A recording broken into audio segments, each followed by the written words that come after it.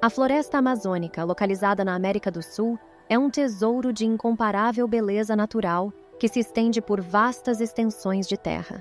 Com sua extensa cobertura verde, é verdadeiramente uma maravilha do mundo. Seu interior exala uma exuberância deslumbrante, abrigando uma grande quantidade de espécies animais e vegetais que preenchem cada canto desse ecossistema diversificado. Lá, a vida pulsa a cada instante. Aves coloridas atravessam os céus, enchendo o ambiente com suas melodias e cores vibrantes. Macacos ágeis saltam de galho em galho nas copas das árvores, exibindo sua destreza e agilidade.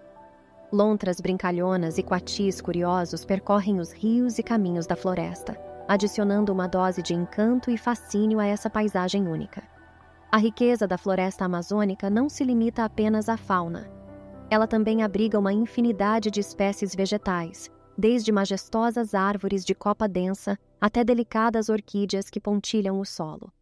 Essa diversidade botânica cria um cenário visualmente deslumbrante, com cores vivas e contrastes marcantes que se desdobram a cada esquina. Além disso, a floresta amazônica também possui uma rica e profunda história que remonta a milênios. Com suas árvores ancestrais e ecossistemas que se desenvolveram ao longo de eras, a floresta carrega consigo um legado cultural e científico inestimável. No entanto, por trás desse cenário exuberante e fascinante, esconde-se um lado obscuro que poucos conhecem. No coração da Amazônia, um lugar tão vasto e impenetrável, histórias de mistério e desaparecimentos surgem como sombras na floresta densa. Em nosso documentário, exploraremos os casos que ocorreram por lá.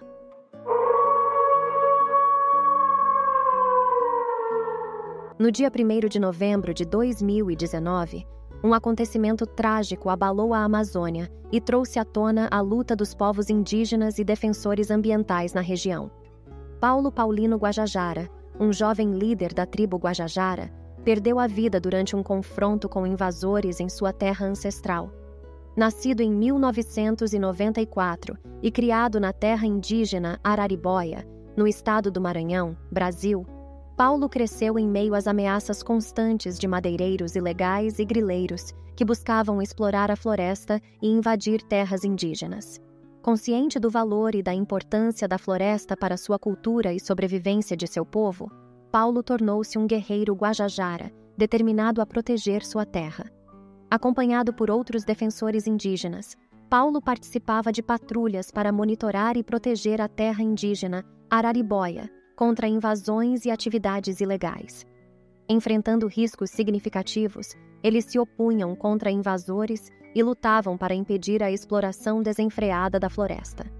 No fatídico dia 1º de novembro de 2019, Paulo Paulino Guajajara e seus companheiros se depararam com um grupo de invasores armados em uma área remota da terra indígena.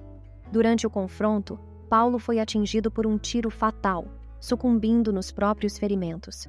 Sua morte provocou indignação e comoção não apenas entre os Guajajara, mas em toda a nação indígena brasileira e entre defensores dos direitos humanos e ambientais. O caso de Paulo Paulino Guajajara trouxe à tona questões urgentes sobre a proteção das terras indígenas, o crime ambiental e os perigos enfrentados pelos defensores da Amazônia. Seu trágico destino destacou a necessidade de ações mais efetivas para combater o desmatamento ilegal, a exploração predatória e as invasões em territórios indígenas. Desde então, a memória de Paulo Paulino Guajajara se tornou um símbolo de luta pela preservação da floresta amazônica e dos direitos indígenas.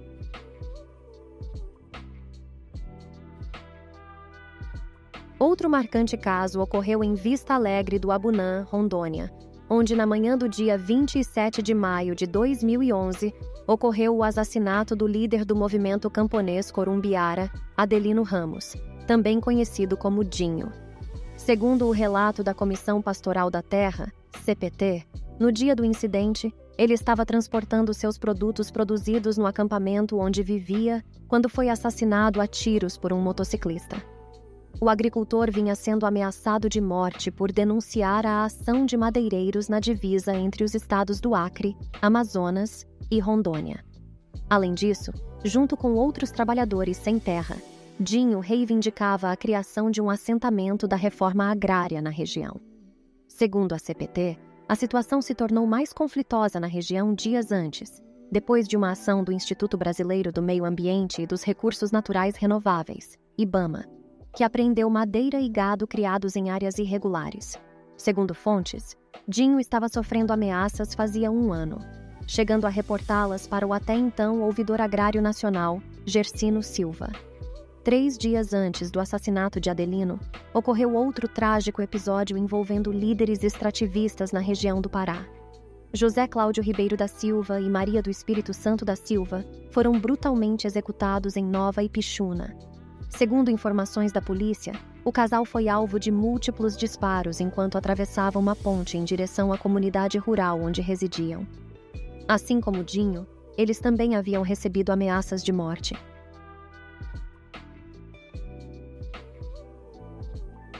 Mais uma situação marcada na Amazônia é o caso irmã Dorothy Stang. Dorothy Stang nasceu em 7 de junho de 1931 em Dayton, estado de Ohio, nos Estados Unidos. Sua infância foi marcada por valores familiares sólidos e uma educação baseada na fé católica. Ela era a quinta de 9 filhos de um casal católico devoto, Daniel e Anna Stang. A família de Dorothy era de origem humilde, e sua infância foi vivida em meio às dificuldades financeiras enfrentadas na época. Apesar das limitações, sua família valorizava a educação e a prática da religião. Seus pais ensinaram a importância do amor ao próximo e da solidariedade, princípios que influenciaram Dorothy ao longo de sua vida. Dorothy frequentou escolas católicas e se destacou academicamente. Ela desenvolveu um interesse pela justiça social desde cedo, inspirada pelas histórias bíblicas e pelos ensinamentos da Igreja Católica. Essa consciência social crescente a levou a considerar a vida religiosa como uma maneira de ajudar os mais necessitados. Com o apoio de sua família, Dorothy ingressou na Congregação das Irmãs de Notre-Dame de Namur quando tinha 17 anos. Essa congregação religiosa dedicava-se ao ensino e ao serviço social, buscando promover a justiça e a dignidade humana. Dorothy se envolveu com a educação e, posteriormente, sentiu o chamado para trabalhar em missões no exterior. Sua infância modesta e os valores transmitidos por sua família influenciaram sua abordagem compassiva e sua dedicação com os menos favorecidos. Essa formação ajudou a moldá-la como uma freira corajosa e incansável defensora dos direitos humanos e do meio ambiente. Anos depois, Dorothy Stang sentiu um chamado profundo para se dedicar ao trabalho missionário no Brasil, mais especificamente na região amazônica. Sua motivação foi impulsionada por uma combinação de fatores significativos. Em primeiro lugar, seu compromisso religioso desempenhou um papel fundamental, pois ela acreditava que sua fé exigia ação concreta e dedicação à justiça social. Ao escolher a Amazônia brasileira, Dorothy encontrou um local onde poderia aplicar seus princípios religiosos em prol dos mais vulneráveis. A conscientização da destruição ambiental foi outro fator determinante para sua escolha. A Amazônia é uma região de imensa importância ecológica, e Dorothy estava profundamente preocupada com os impactos do desmatamento e da exploração dos recursos naturais. Ela viu na região amazônica um cenário onde poderia contribuir para a preservação da floresta e disseminar a conscientização sobre a importância de proteger esse ecossistema único. Além disso, a defesa dos direitos dos agricultores e das comunidades rurais foi uma motivação central para Dorothy. Ela testemunhou em primeira mão as condições precárias enfrentadas por essas pessoas na Amazônia brasileira, como a falta de acesso à terra e a exploração. Dorothy sentiu empatia por essas comunidades e viu a necessidade de ajudá-las a lutar por melhores condições de vida e trabalho, estabelecendo estratégias como a organização de assentamentos agrícolas sustentáveis e a criação de cooperativas. Infelizmente, em 12 de fevereiro de 2005, com 73 anos de idade, Dorothy foi brutalmente assassinada em uma emboscada planejada. O crime ocorreu próximo à cidade de Anapu, no estado do Pará, onde Dorothy vivia e trabalhava. Ela estava a caminho de uma reunião com agricultores locais quando foi abordada por 2 homens armados. Sem qualquer chance de defesa, Dorothy foi alvejada com 6 tiros a queima-roupa. A morte de Dorothy teve um impacto profundo tanto no Brasil quanto internacionalmente. Sua luta incansável pelos direitos humanos, a defesa da justiça social e a proteção da Amazônia a transformaram em um símbolo de resistência. Sua morte cruel e covarde ressoou no mundo todo, gerando indignação e pressão por justiça. A investigação do assassinato de Dorothy revelou que o crime estava ligado a conflitos de terra na região. Fazendeiros e madeireiros ilegais, cujos interesses eram ameaçados pelas ações de Dorothy em defesa das comunidades e da floresta, estavam por trás do planejamento do assassinato.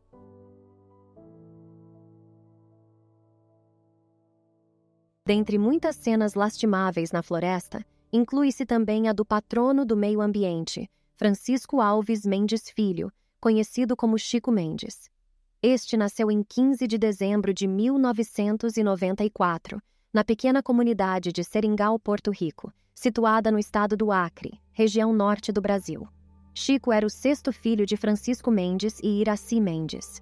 A infância de Chico Mendes foi permeada pela simplicidade e pelos desafios que caracterizavam a vida na região amazônica naquela época. Sua família residia em um seringal, onde seu pai trabalhava como seringueiro. Desde cedo, Chico teve a oportunidade de vivenciar a realidade da extração da borracha na Amazônia. Durante sua infância, Chico auxiliava seus pais nas tarefas cotidianas, como a coleta de seringa das árvores e o engajamento em mutirões de trabalho na floresta. Essas experiências proporcionaram a Chico uma apreciação pela importância da seringa para a economia local, além de estimular seu amor e respeito pela natureza ao seu redor. Desde cedo, Chico demonstrou um grande interesse e curiosidade pelo ambiente natural que o cercava. Apesar das dificuldades econômicas enfrentadas pela família, Chico teve a oportunidade de receber educação básica. Ele frequentou uma pequena escola local, onde aprendeu a ler e escrever. Através da educação, Chico começou a desenvolver uma consciência sobre a luta pelos direitos dos trabalhadores e a injustiça social que prevalecia na região. À medida que crescia, Chico Mendes emergiu como um líder entre os seringueiros. Ele percebeu que a exploração desenfreada da borracha estava causando danos irreversíveis à floresta amazônica e ameaçando o modo de vida tradicional dos seringueiros. Assim, Chico se envolveu ativamente na defesa dos direitos dos trabalhadores e na preservação da floresta. Chico Mendes deixou um legado reconhecido como um marco na história da preservação ambiental e na defesa dos direitos dos trabalhadores. Nos anos 70, Chico Mendes fundou o Sindicato dos Seringueiros, uma organização cujo principal objetivo era lutar pelos direitos trabalhistas e pela conservação ambiental. Ele acreditava que os seringueiros deveriam ter o direito de extrair a borracha de forma sustentável, preservando a floresta e garantindo uma vida digna para as comunidades locais. Chico Mendes tornou-se um líder respeitado e ganhou reconhecimento internacional. Ele despertou a atenção para a importância da Amazônia e a necessidade de proteger a floresta tropical. No entanto, sua luta pela preservação ambiental enfrentou forte resistência de fazendeiros e madeireiros, que viam na exploração descontrolada da região uma oportunidade de lucro. Infelizmente, em 22 de dezembro de 1988, Chico Mendes foi assassinado em sua casa, na cidade de Chapuri, Acre. Sua morte chocou o país e repercutiu em todo o mundo.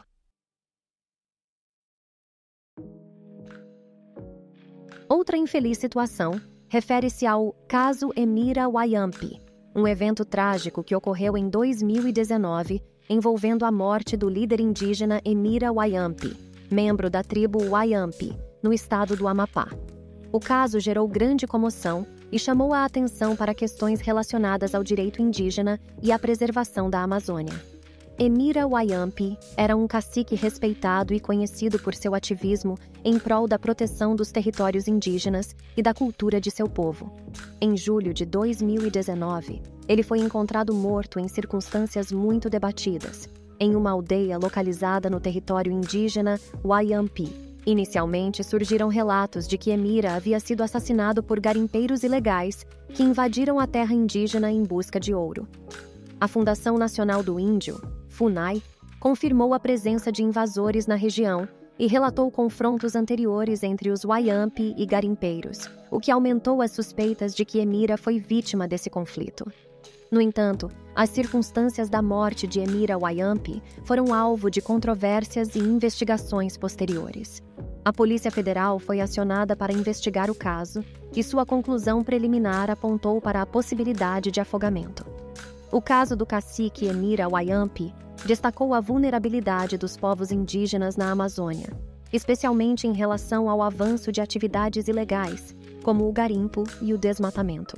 Hoje, buscamos destacar a realidade de apenas alguns dos desaparecimentos na Amazônia, e, ao fazê-lo, esperamos incentivar uma reflexão mais ampla sobre as questões complexas enfrentadas pela região.